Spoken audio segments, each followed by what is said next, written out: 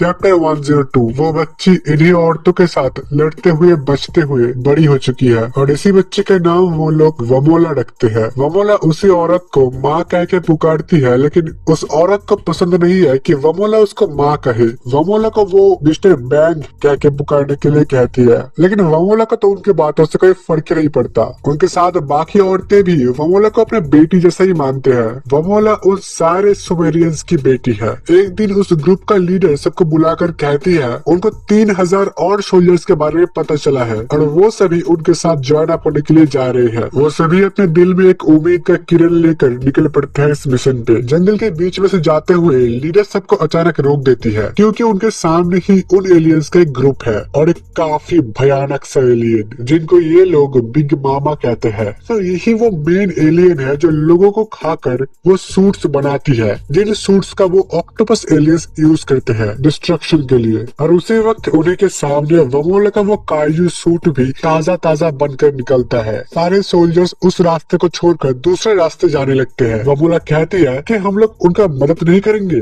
Bang कहती है इसमें हम लोग कुछ नहीं कर सकते, अगर हमने बाकी सोल्जर्स को नहीं ढूंढा तो हमारा हालत भी उन जैसा ही होगा। फिर काफी दूर जाने के बाद जंगल के बीच में उनको एक काफी बड़ा टूटा फूटा बिल्डिंग दिखता है और सारे ही काफी खुश हो जाते हैं कि उन्होंने फाइनली ढूंढ लिया। लेकिन जैसे ही वो लोग नीचे आकर उस जगह पे पहुंचते हैं, अपने सामने वो पूरा एक खाली जगह देखते हैं, कुछ भी नहीं है। ये उन्हीं एलियंस का एक ट्रैप था, एक होलोग्राम। और एकदम से उन सारे सोल्जर्स के ऊपर फायर शुरू हो जाता है। सब लोग बचकर पीछे जंगल के अंदर भागना शुरू कर देते हैं, लेकिन उन एलियंस ने उनको दोनों तरफ से ही घेर लिया था। धड़ धड़ एक के बाद एक उनके सोल्जर्स मरते जा रहे हैं। वैंग अपने साथ साथ किसी तरह से वमोला को भी बचा कर रखने की कोशिश कर रही है। वो लोग फाइट बैक करने की कोशिश कर रहे हैं, लेकिन उनका नंबर बहुत ही कम है और देखते ही देखते उनका पूरा ग्रुप खत्म हो चुका है। वमोला, वैंग और 2 औरतें ही वहां से बचकर निकल पाए हैं और उनको बहुत ही बुरी तरीके से चोट भी आया है।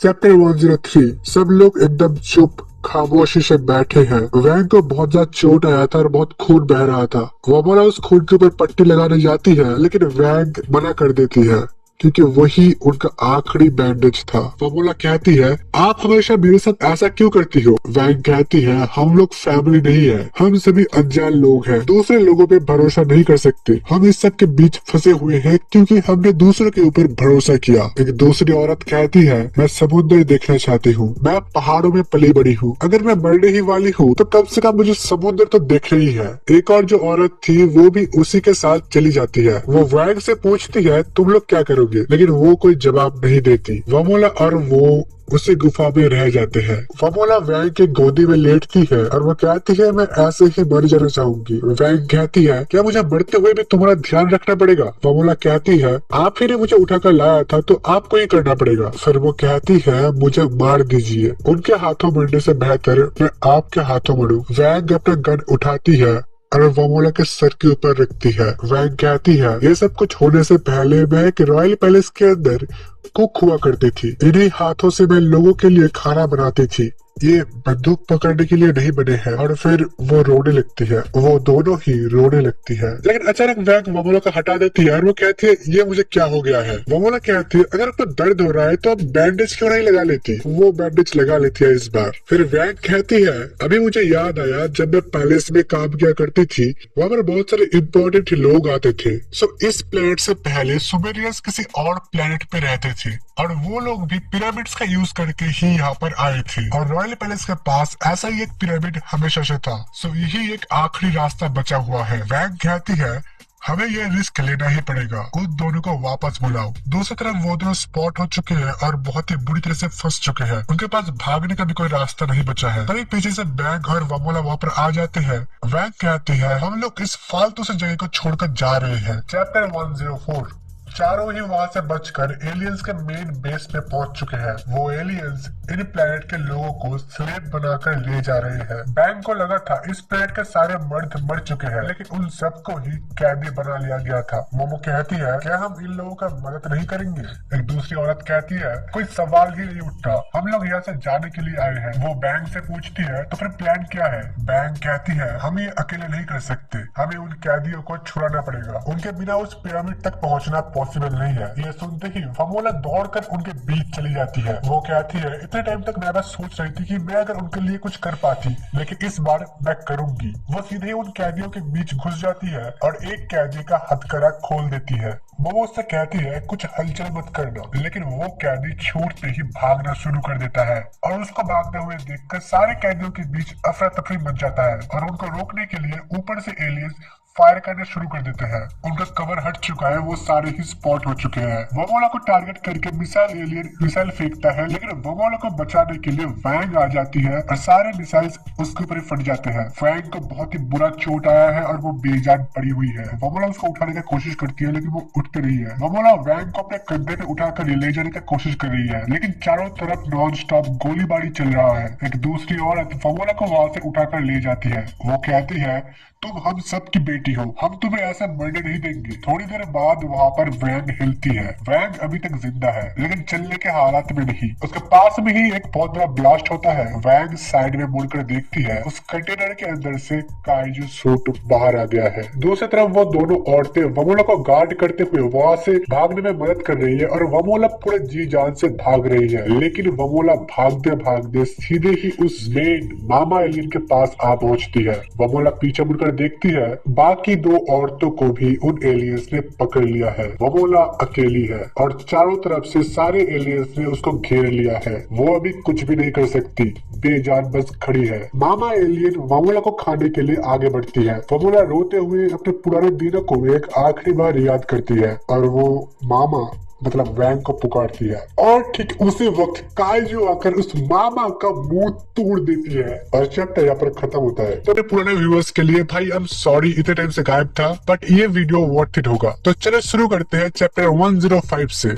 काइजू के बस एक मुक्के से मामा एलियन का पूरा सिर खुल चुका है। वमोला हैरानी के साथ काइजू को देखते हुए सोचती है क्या ये वही है द गॉड ऑफ सुमेर। वहाँ पर काइजू अकेले ही उन सारे एलियंस के ऊपर भारी पड़ना शुरू हो जाता है। बाकी एलियंस को कुछ करने का मौका ही नहीं मिला है, क्योंकि सब कुछ बहुत ही अचानक से एकदम से हो रहा है। और इस तरफ नीचे सारे कैदी अपना हाथ जोड़ लेते हैं। वो कहते हैं हमारे देवता समर्थ गॉड आए हैं हमें बचाने, प्लीज लॉर्ड हमें बचाइए। काइजू कहती है मुझे तुम लोगों को बचाने में कोई इंटरेस्ट नहीं है। तुम लोगों ने सिर्फ अपने बारे में सोचा। जिस लड़की ने तुम्हें बचाने का कोशिश किया, तुम लोगों ने उस लड़की को बचाने का सोचा भी नहीं। ये बच्ची हमारे प्लेनेट की एक लौती बच्ची है। समर्स का पूरा फ्यूचर इसी के कंधों पे है, हम सब की आखिरी बच्ची। तुम लोगों के परिवारों को मार दिया गया, तुम्हारे घर छीन लिए गए, तुम्हें बेघर कर दिया गया। इस पूरे दुनिया से तुम लोगों का वजूद मिटने वाला है और यहाँ पर तुम लोग खुद के जान का भीख मांग रहे हो। अपने अंदर गुस्सा लाओ। जिन लोगों ने तुम्हारे फैमिलीज को मारा, जिन लोगों ने तुम्हारा प्लेनेट को तबाह किया, उनके खिलाफ गुस्सा दिखाओ। अगर तुम अपना हाथों का इस्तेमाल नहीं कर सकते, अपने दांतों का इस्तेमाल करो, उनको काटो, पत्थर फेंको, समर के आखिरी बच्चे को प्रोटेक्ट करो, द ट्रेजर ऑफ समर, भले ही तुम्हारे जान क्यों न चले जाए। और ये कहते ही काइजू के साथ साथ पूरा स्लेव आर्मी उन एलियंस के ऊपर टूट पड़ते हैं। वो एलियंस फायर कर रहे हैं, काट रहे हैं, लेकिन वो लोग नहीं रुक रहे हैं। वो लोग कमजोर है, उनका हाथ बंधा हुआ है, लेकिन उनका तादाद बहुत ज्यादा है और सारे ही एक साथ मिलकर एलियंस को अच्छा खासा टक्कर दे रहे हैं। इस तरह वसत के बीच वमोला को एजे मिलती है, जो उसे पिरामिड का रास्ता दिखाती है और ऊपर से टोमे उन दोनों को कवर दे रही है। वो कहती है ये सब मेरे ऊपर छोड़ दो, तुम लोग यहाँ से निकलो। एजे वमोला को पिरामिड के अंदर पहुंचा देती है, लेकिन वमोला को ये सब कुछ भी नहीं पता है। उसको पढ़ना तो आता है, लेकिन इस सब का मतलब क्या है उसको समझ नहीं आ रहा है। वो इस गेट को ऑपरेट नहीं कर पा रही है। तभी पीछे से लंगड़ाते हुए काफी खराब हालात में वैंग आती है। वो वमोला को हटाकर गेट को ओपन करती है और जैसे ही गेट ओपन होता है वो हंसते हुए कहती है तो आखिरकार ये सब कुछ सच था। वैंग वमोला को काइजू सूट देकर यहाँ से जाने के लिए कहती है। इस ट्रांसपोर्ट सिस्टम के अंदर सिर्फ एक ही इंसान का वार्प करने जितना एनर्जी बचा हुआ है। वमोला कहती है मैं कहीं नहीं जा रही, आपको बहुत ज्यादा चोट आया है, आपको पहले जाना चाहिए। लेकिन वैंग कोई भी जवाब नहीं देती, वो सीधे ही काइजू सूट को उसके ऊपर मार कर उसको अंदर भेज देती है। वैंग कहती है वमोला मेरी बात सुनो, ये प्लेनेट खत्म हो चुका है, तुम एक दूसरे प्लेनेट पे जाओ और वहाँ पर नए तरीके से जिंदगी शुरू करो और बहुत सारा प्यार एक्सपीरियंस करो। जब दो लोग एक दूसरे को बहुत पसंद करते हैं, वो एक साथ रहते हैं और उसको मैरिज कहते हैं। तुम्हें मर्दों के बारे में कुछ भी पता नहीं है तो सावधानी से, अगर तुम शादी करती हो तो किसी ताकतवर से शादी करना ताकि तुम्हारे स्ट्रॉन्ग बच्चे हो। अपने अंदर समर के ब्लड को जिंदा रखना, जिन लोगों ने कुर्बानी दिया है उनके लिए। वमोला रोते हुए वैंग को मामा मामा चिल्लाती रहती है। वैंग कहती है मैंने तुम्हें मना किया ना मुझे मत बुला मामा। फिर वो रो पड़ती है और कहती है क्योंकि अगर तुम मुझे वो कहती रहोगी तो मेरे अंदर से एक माँ का फीलिंग्स फूट के बाहर आ जाएगा और मैं और लड़ नहीं पाऊंगी। लेकिन तुम इतनी प्यारी हो, मैं खुद को कैसे संभालूं। वो दोनों ही गेट के दोनों तरफ बैठकर रो रहे हैं और वमोला धीरे धीरे वैंग से दूर जा रही है हमेशा के लिए। वमोला चली जाती है और पिरामिड का गेट बंद हो जाता है। वैंग वहाँ पर बैठी है, तभी पीछे से वो एलियंस आते हैं और बाकी दो औरतें भी पकड़े जा चुके हैं। वो कहते हैं वैसा कमाल का सूट मामा भी बहुत ही रेयरली ही बनाती है, तो अगर हमें इस दुनिया के आखिरी छोर तक भी जाना पड़ा हम लोग जाएंगे और उस लड़की को मारकर उसके सिर को इस पिरामिड के ऊपर रखेंगे। छोटा एलियन जाकर मशीन को चेक करता है, लेकिन उस मशीन को सिर्फ एक सुमेरियन ही चला सकती है, तो उन लोगों को कुछ भी पता नहीं चलता। उनका लीडर एजे के हाथ को कुचल देता है। वैंग को वो कहता है अगर मैं ये करूंगा तो तुम कैसे रिएक्ट करोगी। दूसरी तरफ वमोला काजू सूट के साथ एक गुफा के अंदर पहुंचती है। वो अपना होश संभालती है और वो बहुत जोर जोर से रो पड़ती है, लेकिन फिर उसको याद आता है कि वही आखिरी सुमेरियन है और उसको सरवाइव करना पड़ेगा। एक ताकतवर आदमी से शादी करना पड़ेगा ताकि उनका पीढ़ी आगे बढ़ पाए। वमोला उठकर वहाँ से बाहर निकलती है और इस खूबसूरत शहर को देखकर वो थोड़ी देर रुक जाती है। काजू सूट पहनकर इस शहर में घूमते हुए वो दो आदमियों से टकराती है। वो दोनों सोचते हैं ये सब कोई कॉस्प्ले है, लेकिन वमोला सीधे ही आकर उनको मारने लगती है। फिर जैसे ही वो लोग भाग जाते हैं, वमोला सोचती है ये दोनों तो कमजोर निकले। ऐसे ही दिन बीतते जाते हैं और वमोला सबके साथ ही फाइट करने लगती है, कभी पुलिसमैन और कभी भालू भी। सड़क के पास घास पत्तियां खाकर वो जिंदा रह रही थी। उसके दिमाग में सब एक ही बात चल रहा था, एक स्ट्रॉन्ग आदमी को ढूंढना है ताकि वो उससे शादी कर पाए। ऐसे ही एक दिन वमोला एक बिल्डिंग के सामने बैठी हुई थी। वो सोच रही थी अगर मैंने एक स्ट्रॉन्ग आदमी को ढूंढ भी लिया उसके बाद क्या, अगर बच्चे कैसे होते हैं। और ये बिल्डिंग वही बिल्डिंग था जहाँ पर ओकन और मोमो गोटे ढूंढने आए थे और इनको देखकर ही वमोला का सूट सिग्नल दे देता है कि ये लोग ऑर्डिनरी लोग नहीं है और इसी वजह से वहाँ पर पूरा फाइट वाला सीन हुआ था। ओकन को देखकर वमोला को लगा था कि ये आदमी स्ट्रॉन्ग है और फिर जो कुछ भी हुआ था सब तो हमें पता ही है। लेकिन वमोला जब पहली बार हार गई थी तब उसका सूट के अंदर ही ऑटोमेटिकली एक इमरजेंसी डिफेंस सिस्टम ऑन हो गया था, जिसकी वजह से काइजू अपने जायंट फॉर्म में आ गया था और अपने आप ही लड़ाई कर रहा था। काइजू जब जायंट फॉर्म में था वमोला उसको कंट्रोल नहीं कर पा रही थी, लेकिन फिर भी काइजू हार जाता है और फिर वमोला मोमो के घर पे जाती है और वापस सब कुछ होता है। वमोला और मोमो रिको स्पिरिट से लड़ते हैं, उनका दोस्ती होता है, स्कूल में वो सब कुछ होता है और उसके बाद एलियन इन्वेजन वाला अटैक, उसके सारे दोस्तों को चोट लगना, मोमो का उसके ऊपर शक करना, उसको घर से निकाल देना, ये सब कुछ हम पहले भी देख चुके हैं और हमें अच्छे से पता है। लेकिन अभी हम ये सब कुछ वमोला के आंखों से देख रहे हैं कि तब वो क्या सोच रही थी, वो कैसा महसूस कर रही थी। घर से निकलने के बाद वमोला एक खंडे पे बैठ जाती है और वो सोचने लगती है ये सब कुछ जो भी हो रहा है ये सब कुछ उसकी गलती है, उसकी वजह से ही वो सारे एलियंस यहाँ पर आए हैं। वो खुद भी बहुत ही डरी हुई है और वो उन एलियंस का सामना फिर से नहीं करना चाहती। और वमोला का ये सारे फीलिंग्स, ये सारे थॉट्स कप्पा, जीजी, मोमो, आयरा सब लोग देख पा रहे हैं और ये सब कुछ जानने के बाद मोमो तो बहुत ही ज्यादा गुस्से में आ चुकी है। मोमो लीडर की तरफ बहुत ही गुस्से से देखते हुए कहती है तुम लोगों को तो मैं, लेकिन वो अभी भी अपनी जगह से हिल नहीं सकती और वो छोटा एलियन अभी भी मुक्केबाजी करे जा रहा है। सिर्फ सेराफिन का बैरियर ही उसके और मोमो के बीच में है। सेराफिन मोमो को कहता है मेरा पावर कमजोर हो रहा है, अगर तुम जल्दी नहीं करोगी तो मेरा बैरियर टूट जाएगा। मोमो कहती है अभी नहीं, बस थोड़ी देर रुक जाओ। सेराफिन अपने छाती से वो सुई निकाल लेता है। वो कहता है हमारे पास बर्बाद करने के लिए टाइम नहीं है। मोमो उसको रोकते हुए कहती है क्या कर रहे हो तुम, लेकिन सेराफिन वमोला का वो सुई चुगा देता है। वो कहता है यही सबसे अच्छा रास्ता है। वमोला का मुंह से भी खून निकलने लगता है। मोमो चिल्लाते हुए कहती है मैं तुमको कभी माफ नहीं करूंगा, सिर्फ मार डालूंगी तुम्हें। सेराफिन कहता है अब हमें उसके बारे में चिंता करने का कोई जरूरत नहीं है, अब तुम अपना पूरा फोकस एनिमी के ऊपर लगा सकती हो। तभी वमोला को होश आ जाता है। मोमो देखती है वमोला का चोट पूरी तरीके से ठीक हो चुका है और वो उठ पा रही है। सेराफिन कहता है मैं ये तुम्हारे लिए बचा कर रख रहा था मोमो, अगर तुम्हें कोई जानलेवा चोट लगता तब मैं ये यूज करता, लेकिन अब तुम्हारे पास बस एक ही मौका है। मोमो कहती है ठीक है कोई बात नहीं। तभी सेराफिन का आखिरी हाथ भी कुचल जाता है। सेराफिन कहता है मोमो मैं तुमसे बस एक ही चीज चाहता हूँ, उनके पास हमारा जो भी डेटा है प्लीज वो सब कुछ मिटा देना, तुम्हें बस उन लोगों का सोर्स को डिस्ट्रॉय करना है। मोमो को थैंक्स कहते हुए सेराफिन भी मर जाता है और उसका बैरियर हट चुका है और बैरियर हटते ही वो एलियन एक भी सेकंड वेस्ट वेस्ट नहीं करता, वो मोमो को लात मारकर दूर फेंक देता है और वमोला के गर्दन को पकड़कर उठा लेता है। वो कहता है ये अभी तक जिंदा है। लीडर कहता है इस यूनिवर्स के अंदर लाइफ वाले प्लेनेट को ढूंढ पाना बहुत ही मुश्किल है और वमोला की वजह से हम इस प्लेनेट पे पहुंच पाए, तो मैं वमोला के सिर के अपने सूट के सिर के ऊपर रखना चाहूंगा, इससे शायद हमें गुड लक मिलेगा। लेकिन तभी एक पूरा का पूरा पेड़ आकर छोटी एलियन को लगता है और वमोला छूट जाती है। मोमो वमोला का गले लगाते हुए कहती है मुझे माफ कर देना वमोला, तुम अपनी तरफ से पूरा कोशिश कर रही थी। मुझे लगता है तुम्हारी माँ अभी भी जिंदा है और सब कुछ ठीक हो जाएगा, बाकी सब कुछ मेरे ऊपर छोड़ दो। फिर वो सेराफिन के बॉडी को देखते हुए कहती है मैं सारे सेराफिन से नफरत करती हूँ, लेकिन तुमने जो मुझसे कहा मैं करूंगी। एक तरफ मोमो और वमोला खड़ी है और दूसरी तरफ लीडर और वो छोटा एलियन। लीडर कहता है मुझे तुम चाहिए, तुम्हारा बॉडी अब मेरा है, तुम्हारे बॉडी से एक बहुत ही अच्छा सूट बना सकते हैं हम लोग। मोमो उससे कहती है और मैंने सोचा है कि मैं तुम्हारी कड़ी बनाऊंगी, तो आओ देखते हैं। दोनों एलियंस अपने अपने पावर्स को चार्ज करके तैयार होते हैं। मोमो कहती है वमोला जरा पीछे हट जाओ, मुझे नहीं पता है कि मैं कितना ज्यादा खुद को कंट्रोल कर पाऊंगी। और मोमो के पीछे पूरा जंगल उखड़ने लगता है। दूसरी तरफ आयरा हार चुकी है, लेकिन मिसाइल एलियन अभी भी उसके ऊपर टॉर्चर कर रहा है। वो कहता है आखिरी बार तुम बचकर भाग निकली थी, लेकिन इस बार ऐसा कुछ नहीं हो रहा, क्योंकि इस बार हम लोग 3 मिनट से ज्यादा यहाँ पर रुक सकते हैं। जैसे ही उसका बात खत्म होता है आयरा उसको अपने बालों से जकड़ लेती है। आयरा कहती है आखिरकार तुम मेरे रेंज के अंदर आ ही गए, तुम हो जो बचकर नहीं जा रहा है। तुम्हें मैंने पहले भी कहा है इलेक्ट्रिक शॉक मेरे ऊपर काम नहीं करेगा। एलियन आयरा के ऊपर मिसाइल मारता है, लेकिन वो जितना फायर करता है आयरा अपने बालों को उतना ही बढ़ाती जाती है। दूर से स्नाइपर कहता है वो तुम्हारे ऊपर भारी पड़ रही है, उससे दूर हटो, मैं उसको शूट करने वाला हूँ। स्नाइपर आयरा को शूट करने ही वाला था, तभी